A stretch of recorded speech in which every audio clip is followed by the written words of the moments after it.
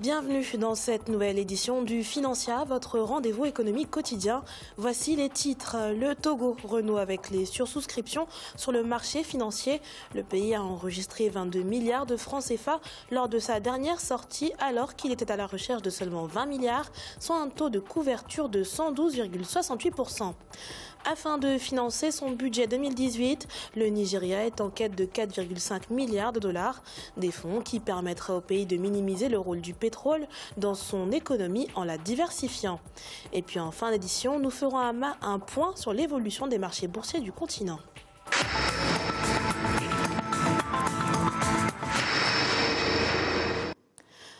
Après une récente performance moyenne marquée par un taux de couverture de 72,8%, le Togo renoue avec les sursouscriptions sur le marché financier régional.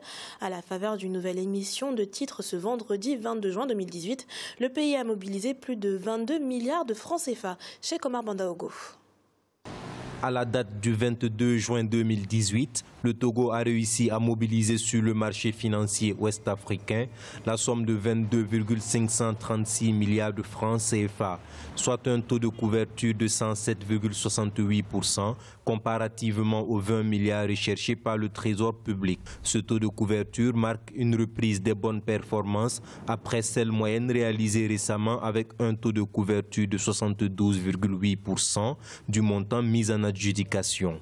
On est sans savoir que cette dernière semaine, ou bien ces derniers temps, il y a eu quand même une reprise des activités économiques et surtout que cette reprise des activités économiques a été positivement, je dirais, sanctionnée par les partenaires économiques, techniques et financiers. Dès que ces partenaires internationaux sont aux côtés des autorités ou bien sont aux côtés de l'économie togolaise, donc il y a de quoi à ce que cela puisse motiver davantage en termes de mobilisation des ressources.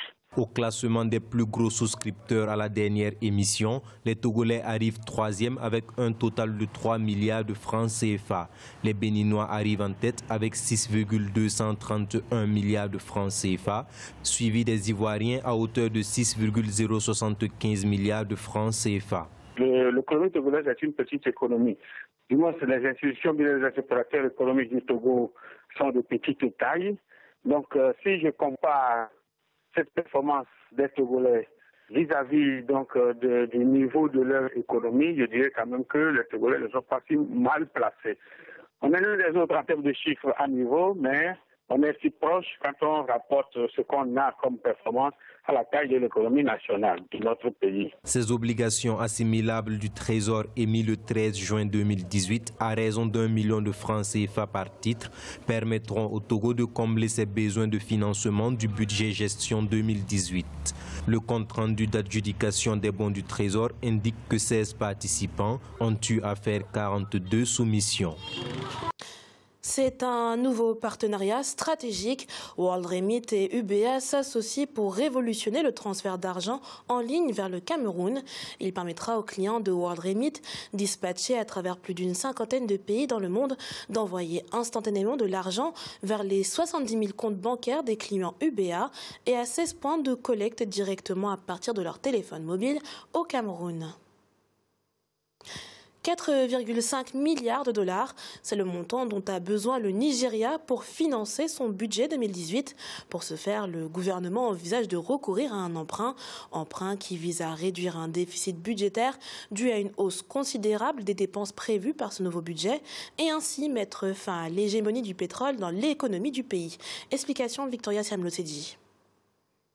Le gouvernement du Nigeria compte lever 4,5 milliards de dollars pour financer son budget 2018, adopté à 25,3 milliards de dollars et en hausse de 16% par rapport à celui de 2017. Ces fonds sont destinés à couvrir les dépenses de l'État. Selon Udo Udoma, le ministre nigérian du budget et de la planification, les dépenses couvrant l'exercice 2018 vont augmenter de 22,6% par rapport à 2017. Celles-ci seront orientées vers la consolidation du programme de diversification économique. Le Nigeria est obligé d'aller chercher des ressources pour consolider son économie. Il y a un plan global de plus de 3 milliards de dollars de levée de fonds sur les marchés sur 2 ou 3 ans qui permettre de diversifier leur économie. Il faut comprendre que dans le rapport du FMI, l'écart entre la croissance du Nigeria hors pétrole avec le pétrole est pratiquement de 9 points. Donc le Nigeria a avantage à diversifier davantage son économie. L'exécutif nigérian a prévu consacrer plus de 451,3 millions de dollars aux projets infrastructurels,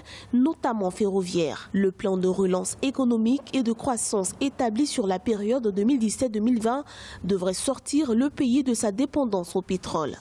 Même si le déficit budgétaire était à 4,8% en 2017 contre 4,7% en 2016, l'économie nigériane a montré des signes de reprise après la récession de 2016 et la croissance du produit intérieur brut était en hausse de 0,8%. Je suis convaincu et persuadé que le Nigeria doit mettre l'accent d'abord et avant tout sur son agriculture, en mettant l'accent sur le secteur du café, du cacao et du coton, et exporter davantage de produits adossés, de produits matières premières issues de l'agriculture adossés à des métiers de transformation, avant de mettre l'accent sur un certain nombre de secteurs qui sont considérés comme des secteurs dépensiers. En 2018 et 2019, le déficit budgétaire du Nigeria devrait respectivement baisser à 4,3% et 4,1% selon la Banque africaine de développement. Dans son récent rapport sur les perspectives économiques mondiales, le Fonds monétaire international tablait sur une croissance à 2,1% en ce qui concerne l'année 2018. 18 mois après le lancement effectif de la finance islamique au Maroc, 1,1 milliard de dirhams de crédits ont été débloqués par les banques islamiques du pays, et ce grâce à un réseau commercial de 71 agences.